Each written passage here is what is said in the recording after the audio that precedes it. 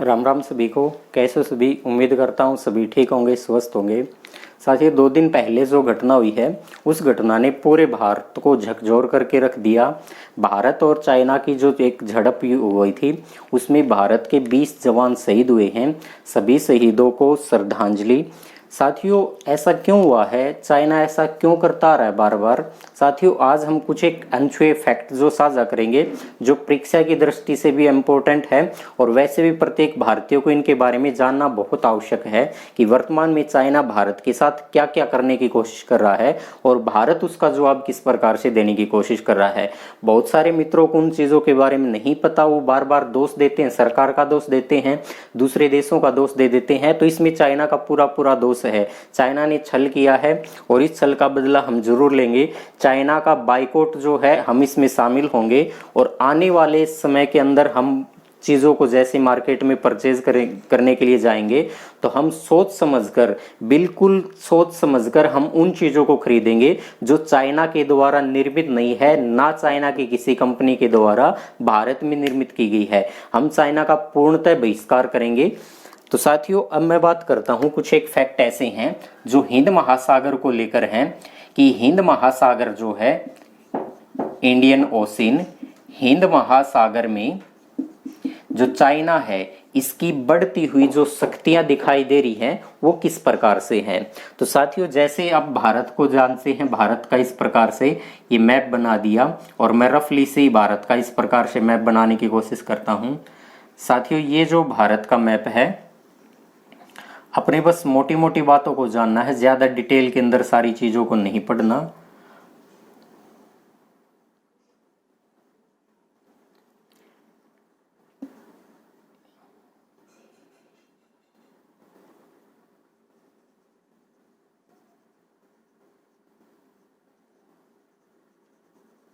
साथियों, ये जैसे भारत का मैप है और इस भारत में यहाँ पर भारत का पड़ोसी देश जो शामिल है वो पड़ोसी देश है पाकिस्तान। और भारत का पड़ोसी देश पाकिस्तान, इस पाकिस्तान के साथ एक पड़ोसी देश है जिसका नाम है ईरान। और ईरान से आगे एक पड़ोसी देश ईरान का है जिसका है इराक। साथियों, ये कुछ एक देशों के नाम आपको याद रखने पड़ेंगे। हम उन बातों को जानने की कोशिश करते हैं जो कि हर भारतीय को इसके बारे में पता भी होना चाहिए। और अगर हम किसी परीक्षा की तैयारी कर रहे हैं, अगर हम अभ्यर्थी हैं, तो हमें तो 100% इन बातों को पता होना चाहिए। पेपर में सवाल जरूर पूछा जाएगा। यहाँ से अगर बात करें तो यहाँ से गल्फ की शुरू हो जाती है खाड़ियाँ, जिसमें आपने पढ़ रखा है और मैंने पढ़ा भी रखा है। आपने मोटे मोटे कुछ एक देशों के नाम सुन रखे होंगे। यूएई, संयुक्त अरब अमीरात जो है, यहाँ पर यमन देश पड़ता है, यहाँ पर ओमान देश पड़ता है। तो साथियों, ये कुछ एक देशों के नाम आपको पता होगा। अगर चाइना की लोकेशन देखी जाए तो चाइना यहाँ पर स्थित है, चाइना। और चाइना, म्यांमार, ये म्यांमार है, म्यांमार।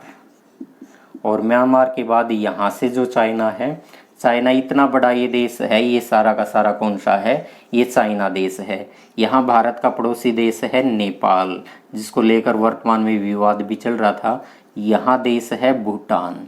तो ये देश हैं और ऊपर चाइना है। साथियों, चाइना यहाँ पर अगर बात करें, भारत है, भारत में यहाँ पर जो है वो है हिंद महासागर। साथियों, ये है हिंद महासागर, हिंद महासागर। और साथियों, हिंद महासागर में चाइना किस प्रकार से अपने कदमों को आगे आगे बढ़ाता चल रहा है।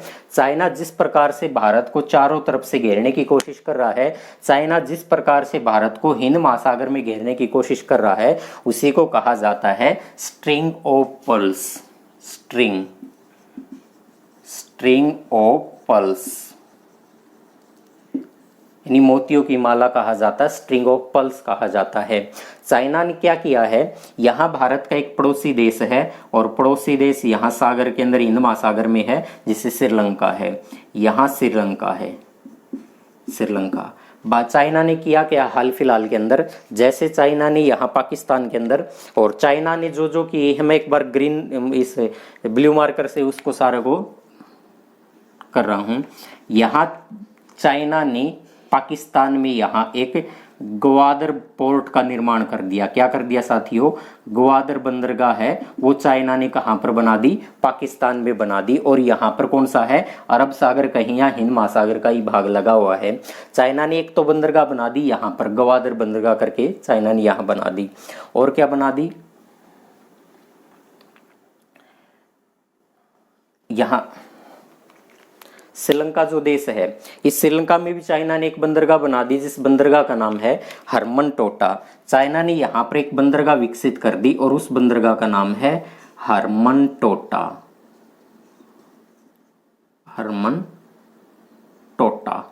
हरमनटोटा बंदरगाह बना दी।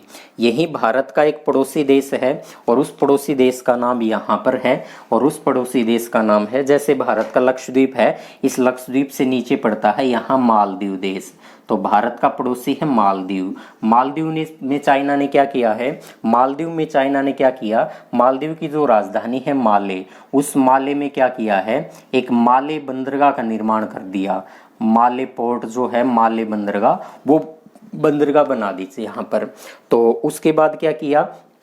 ये यहाँ पर बांग्लादेश है, इसी बांग्लादेश में चाइना के द्वारा एक बंदरगाह बना दी। और चाइना के द्वारा बांग्लादेश के अंदर जो बंदरगाह बनाई गई है, उस बंदरगाह का नाम है चीटेगांव बंदरगाह। साथियों, कौन सी बंदरगाह बना दी? चीटेगांव बंदरगाह है, वो चीटेगांव बंदरगाह बना दी। इसी का पड़ोसी एक और देश है, भारत का पड़ोसी देश यहाँ पर लगता है म्यांमार। इस म्यांमार के अंदर चाइना के द्वारा एक और बंदरगाह का निर्माण कर दिया। म्यांमार के अंदर चाइना ने एक बंदरगाह बना दिया और जिस बंदरगाह का निर्माण किया उस बंदरगाह का नाम है क्वांगफू बंदरगाह।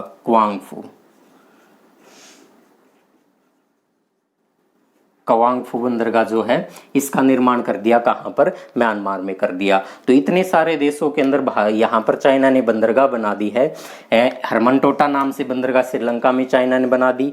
माले पोर्ट के नाम से मालदीव में एक बंदरगाह बना दी। ग्वादर पोर्ट से पाकिस्तान में एक बंदरगाह बना दी। चीटेगांव करके बांग्लादेश में एक बंदरगाह बना दी। और क्वांगफू करके म्यांमार एक बंदरगाह बना दी।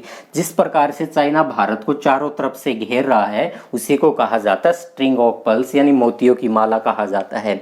साथियों, आपको यहां से देख के ये तो लगता होगा कि चाइना भारत को चारों तरफ से घेर रहा है, तो भारत चुपचाप क्यों बैठा है? कि भारत इसके साथ कुछ कर रहा है कि नहीं कर रहा? तो साथियों, सबसे पहले तो इस बात पर ध्यान देंगे, पाकिस्तान के अंदर ग्वादर बंदरगाह का निर्माण चाइना ने क्यों किया है? क्योंकि ये जो गल्फ कंट्री हैं, इस गल्फ कंट्री से भारत यहाँ से क्या करता है? ऑयल मंगवाता है अपना। ऑयल जो है, वो ऑयल जो है, तेल जो है, ऑयल मंगवाता है। और लगभग भारत यहाँ से 80 से 85% का जो तेल की आपूर्ति जो करता है, वो यहीं से करता है, कांडला बंदरगाह। और कांडला बंदरगाह के बाद यहाँ नावा सेवा बोल सकते हैं, मुंबई बंदरगाह के ऊपर भी तेल की आपूर्ति भारत के द्वारा की जाती है। इसी को काउंटर करने के लिए चाइना ने बंदरगाह बना दी थी पाकिस्तान में, ग्वादर बंदरगाह। अब आप कहेंगे कि चाइना ने इतनी सारी बंदरगाह अलग अलग देशों में बना दी, चाइना के तो वो जगह ही नहीं है, वो देश तो वो जगह तो चाइना की है नहीं। फिर चाइना ने वो बंदरगाह किस प्रकार से बना दी? उसको बंदरगाह बनाने की इजाजत किसने दे दी? साथियों, जो बंदरगाह जहां पर चाइना के द्वारा बनाई गई है, ये सारी की सारी बंदरगाह चाइना ने एक खेल खेला है। और क्या खेल खेला है? ये खेल लगातार कई सालों से खेलता रहा चाइना, और धीरे धीरे करके उसने इस प्रकार से भारत को हर तरह से काउंटर करने की कोशिश की है। लेकिन भारत है, ये आज का भारत है, और आज के भारत ने क्या किया है? जैसे ही चाइना ने पाकिस्तान के साथ, यहाँ चाइना और पाकिस्तान इन दोनों के बीच यहाँ का जो एक कॉरिडोर बनाया गया है, और जो कॉरिडोर बनाया गया है वो कॉरिडोर अरब सागर के अंदर आता है, इस ग्वादर पोर्ट पर मिल जाता है। उस कॉरिडोर को कहा जाता है China Pakistan economic corridor, CPEC कहा जाता है। ये सीपैक जो है, चाइना पाकिस्तान इकोनॉमिक कॉरिडोर, ये जो सीपैक बनाया है, ये सीपैक भारत ने इसका विरोध किया था। और भारत ने क्यों विरोध किया था? यहाँ पर आप सब देख पा रहे हैं, ये वो हिस्सा है जो पीओके के नाम से जाना जाता है, पाकिस्तान ऑक्यूपाइड कश्मीर के नाम से जाना जाता है। ये भारत का हिस्सा है और भारत के पाकिस्तान अधिकृत कश्मीर से ये सीपैक होकर गुजरता है, इसलिए भारत लगातार इसका विरोध कर रहा था। अब ये सीपैक यहाँ पर नहीं बन पाया है, तो सी पैक ना बनने की वजह से भी चाइना क्या है, बौखलाया हुआ है।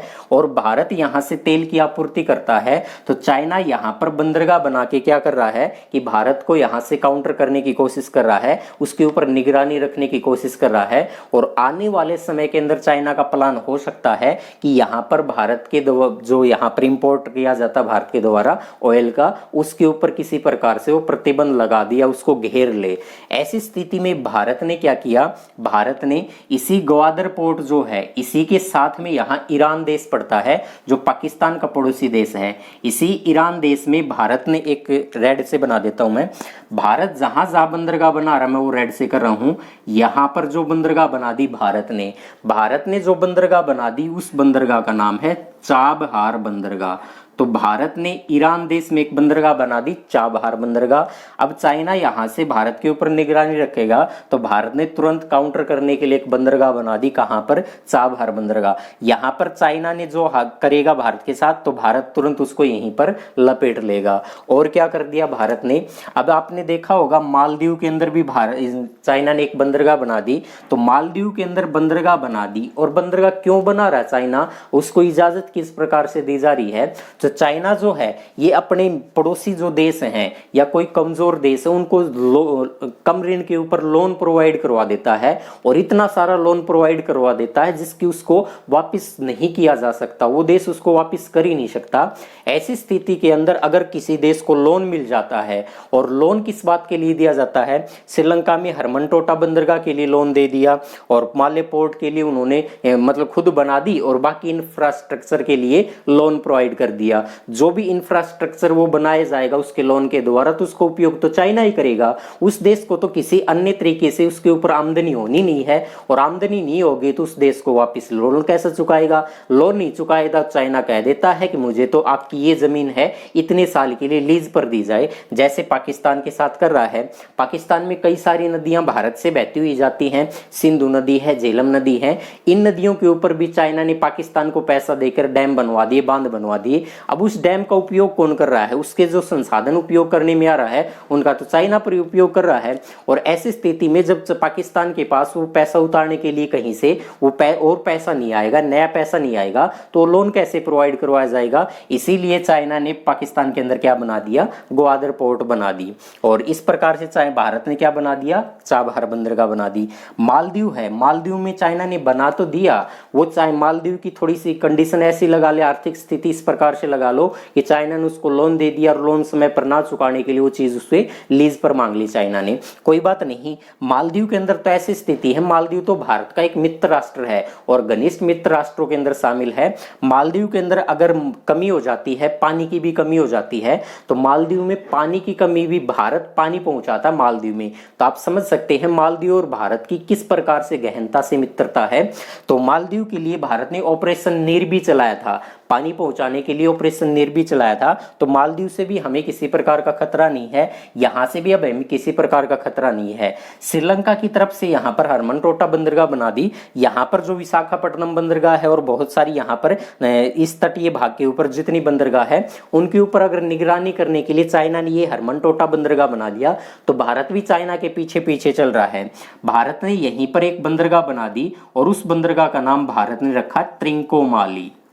त्रिंकोमाली जो बंदरगाह है, ये बंदरगाह श्रीलंका में किसने बना दी, भारत ने बना दी। तो त्रिंकोमाली, इसको ट्रिंकोमाली भी कहा जाता है। इस बंदरगाह का निर्माण भारत ने कर दिया। तो चाइना ने यहां पर बनाया था, तो भारत ने यहीं पर इसको काउंटर कर लिया। अब बात करते हैं यहां पर म्यांमार जो देश है, तो चाइना ने म्यांमार को, मान ली यहां से म्यांमार जो देश है, इस म्यांमार को, ये म्यांमार देश है, इस म्यांमार के साथ अगर चाइना की ने जो क्या किया है, चाइना ने इस बंगाल की खाड़ी में जोड़ने के लिए एक यहाँ पर एक कॉरिडोर बना दिया, और जो कॉरिडोर बनाया था उसे नाम दिया गया China Myanmar economic corridor. China Myanmar आर्थिक जो गलियारा है वो नाम दे दिया गया। अब ये सीमैक के माध्यम से म्यांमार से, चाइना म्यांमार से होते हुए बंगाल की खाड़ी में उतर जाएगा, और यहाँ से वो क्या कर देगा, यहाँ से भारत का जो यहाँ पर बंगाल की खाड़ी में जो वर्चस्व है उसको समाप्त करने की कोशिश कर रहा है। लेकिन भारत भी क्या किया, भारत ने यहीं पर जहाँ इसने कांगू बंदरगाह बनाया है, भारत ने इसी के समीप यहाँ एक बंदरगाह बना दिया, और उस बंदरगाह का नाम है सितवे बंदरगाह। तो सितवे बंदरगाह जो है वो भारत ने बना दी। तो घबराने की बात नहीं है, जहां जहां चाइना चल रहा है भारत उसको काउंटर कर रहा है। भारत को किसी प्रकार से कोई डरने की आवश्यकता नहीं है। भारत ने केवल एक चीज करनी है, अगर किसी शक्तिशाली देश को हराया जाता है तो हराने के लिए तो उसको क्या करना पड़ेगा, उसको आर्थिक रूप से कमजोर बनाना पड़ेगा। अगर आर्थिक रूप से कमजोर बनाना है तो चाइना के सामान का बाइकआउट करना पड़ेगा, चाइना का पूर्णतः बाइकआउट करना पड़ेगा। और इस मुहिम के अंदर भारतीय लगभग शामिल हैं, हम शामिल हैं इसमें। चाइना से बने हुए किसी भी सामान को हम नहीं खरीदने वाले, और जब भी सामान को खरीदेंगे तो पूरी जांच के साथ खरीदेंगे कि ये सामान कहीं चाइना का ना हो। हमें चाइना से बने हुए किसी सामान को नहीं खरीदना है। बस यही तरीका है चाइना को सबक सिखाने का। और हमारे जो 20 ये सैनिक शहीद हुए हैं, इनकी शहादत वैसे तो व्यर्थ नहीं जाएगी, किसी प्रकार से व्यर्थ हम भी नहीं जाने देंगे। और चाइना से बने हुए सामान को बाइकआउट करेंगे तो ये उन शहीदों को एक सच्ची श्रद्धांजलि हो सकती है। तो साथियों, इससे लेकर और भी बहुत सारे फैक्ट इस प्रकार से आ सकते हैं, जैसे चाइना के द्वारा हिंद महासागर में, क्योंकि हिंद महासागर में यहाँ 7% का जो ट्रेड है, 60% जो ट्रेड है ऑयल ट्रेड, वैसे पूरा ट्रेड नहीं, ऑयल ट्रेड जो है वो इसी हिंद महासागर से होता है। बहुत सारे देशों का आपस में यहाँ से इंपोर्ट एक्सपोर्ट होता है। और चाइना यहीं पर क्या कर रहा है, अपने कि सभी को काउंटर करने की कोशिश कर रहा है, लेकिन भारत चाइना के पीछे पीछे ही चल रहा है। तो ये सारी वो बातें थी जो मैंने आपसे साझा की है इसको लेकर, क्योंकि भारत क्या कर रहा है, भारत ने भी कई सारे देशों के अंदर इसी प्रकार से प्लान बनाने शुरू कर दे। चाइना का एक पड़ोसी देश है जिसका नाम है वियतनाम। चाइना का पड़ोसी देश है वियतनाम। इस वियतनाम में क्या किया है, भारत ने ओएनजीसी जो ओएनजीसी है, इस ओएनजीसी के माध्यम से वहां ऑयल जो है ऑयल उसको निकालना शुरू कर दिया है। और जैसे ही भारत ने वियतनाम के साथ ये करार किया, चाइना बहुत बौखला गया था। तो भारत ने वियतनाम के साथ अपने अच्छे संबंध बना लिए। और भारत के जो पड़ोसी अन्य और है, जैसे चाइना के ऊपर यहाँ पर देश पड़ता है जिस देश का नाम है मंगोलिया। तो भारत ने भी क्या किया, इस मंगोलिया इस ऊपर रूस है, रूस और चीन के बीच पड़ता मंगोलिया। भारत ने क्या किया, इस मंगोलिया में पहली तेल रिफाइनरी जो है वो भारत के सहयोग से बनाई जा रही है। तो यहाँ पर जो भी तेल रिफाइनरी बनाई जा रही है वो भारत के सहयोग से बनाई जा रही है। तो भारत के सहयोग से मंगोलिया के अंदर पहली तेल रिफाइनरी जो है उसका उद्घाटन किया जा चुका है, उसको शुरुआत कर दी। तो ये सारी चीज देखते हुए चाइना क्या कर रहा है, भारत को लगातार काउंटर करने की कोशिश कर रहा है। और भारत ने अब हाल फिलहाल में चाइना ने क्या किया है, जो एक ग्वादर पोर्ट है, इस ग्वादर पोर्ट पर सबमरीन जो मिसाइल है चाइना अब वो लेके आ गया। लाने से क्या है, चाइना के पास चलो हथियार हैं तो लेके आ गया, कोई बात नहीं। भारत के पास यहाँ भी है। और यहाँ चिटेगांव के अंदर अगर बात करें तो यहाँ चिटेगांव जो बंदरगाह है वो चाइना ने बनाई है बांग्लादेश में। और भारत बांग्लादेश के संबंध कुल मिला के थोड़े से ठीक हैं, पाकिस्तान से ज्यादा बुरे नहीं है, थोड़े से ठीक है। और हाल ही में समझौते भी हुए हैं। यहाँ पर भारत का अंडमान निकोबार शुरू हो जाते द्वीप समूह जो हैं, वो अंडमान निकोबार द्वीप समूह है, यहीं पर भारत ने अपनी नौसेना की जो बेस है वो बना रखी है। तो भारत को किसी प्रकार से चाइना के डरने की आवश्यकता नहीं है। चाइना के पास हमसे थोड़े से ज्यादा हथियार जरूर हैं, लेकिन चाइना उन हथियारों का प्रयोग नहीं कर सकता। हमें चाइना को आर्थिक रूप से कमजोर करना है। जब आर्थिक रूप से कोई देश कमजोर हो जाएगा तो उसके पास ना तो अपने देश के नागरिकों को भरपेट किसी प्रकार के संसाधन उपलब्ध करवाने की भी आवश्यकता होगी, ना संसाधन उपलब्ध करवाने के लिए उसके पास किसी प्रकार का पैसा आएगा। और जब पैसा नहीं आएगा तो वो हथियार जो बनाता है वो हथियारों को किस प्रकार से बनाएगा। और अन्य देशों को जो हथियार बेचता है तो हथियार वो बेचेगा नहीं, तो विदेशों से उसको फंड आना बंद हो जाएगा। तो ऐसी स्थिति में साथियों मैंने थोड़ी सी चर्चा की है भारत और चाइना को लेकर, जो क्वेश्चन हिंद महासागर में लेकर बन सकते हैं। अब हम शुरुआत करते हैं साथियों। एक पेपर था और ये पेपर ग्रुप डी का पेपर था, 11 नवंबर 2018 को जो पेपर हुआ था। इस पेपर में जीएस के जो क्वेश्चन पूछे गए थे, मैं आपसे वो जीएस के क्वेश्चन डिस्कस करता हूं। यहां से जिसको स्नैपशॉट लेना तो ले सकता है।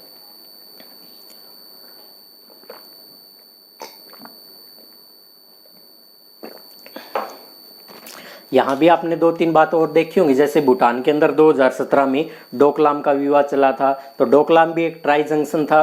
नेपाल के अंदर जो काली नदी को लेकर विवाद चल रहा था, लेपुलेख दर्रा को लेकर, लिम्पिया दर्रे को लेकर विवाद चल रहा था, ये सारा का सारा चाइना का उर्वरा है। और चाइना ने हाल ही में एक स्टेटमेंट में क्या कहा था कि अपनी यहाँ पर जो ये गलवान वैली है, गलवान वैली और जो ये काला पानी है, भारत लगातार इनके अंदर आगे की तरफ बढ़ता रहा है। यानी ये स्टेटमेंट देकर वो नेपाल को अपनी तरफ करना चाह रहा है। अब नेपाल से तो हमें 1% भी खतरा नहीं है और चाइना से किसी प्रकार का खतरा नहीं है, क्योंकि ये आज का भारत है, आधुनिक भारत है, ये अपना बदला लेना जरूर जानता है। तो उनकी जो शहादत है वो व्यर्थ नहीं जाएगी। हम चीनी का बाइकआउट करेंगे। पहले होता था चीनी चीनी भाई भाई, अब हिंदी चीनी बाय बाय।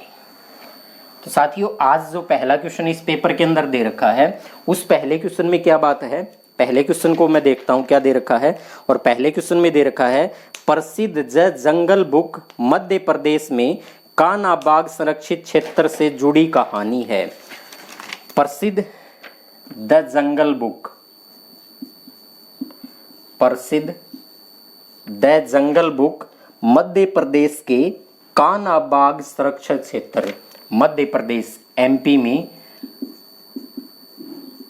कानाबाग। साथियों, इनसे संबंधित बहुत सारे, ये पेपर भी आपके पास होगा, वो ना पीडीएफ आपको मिल जाएगी। तो इस क्वेश्चन को मैं पढ़ लेता हूं। The jungle book Madhya Pradesh के कानाबाग संरक्षण क्षेत्र से जुड़ी कहानी है। बाद में जिस पर 2016 में एनिमेटेड फिल्म बनी थी, उसे ऑस्कर पुरस्कार मिला। इसके लेखक कौन है? तो साथियों, इसके लेखक हैं रुडयार्ड किपलिंग। रुडयार्ड किपलिंग क्या है? इसके लेखक है। साथियों, अगला क्वेश्चन देखते हैं, और जो इंपॉर्टेंट क्वेश्चन होंगे बस उन्हीं को सोल्व करेंगे। अगला क्वेश्चन दे रखा है हड़प्पा घाटी। हड़प्पा घाटी स्थलों में से कौन सा हरियाणा में प्राचीनतम स्थल है? हरियाणा में सबसे प्राचीनतम स्थल पूछा था साथियों, प्राचीनतम। और कहाँ का प्राचीनतम?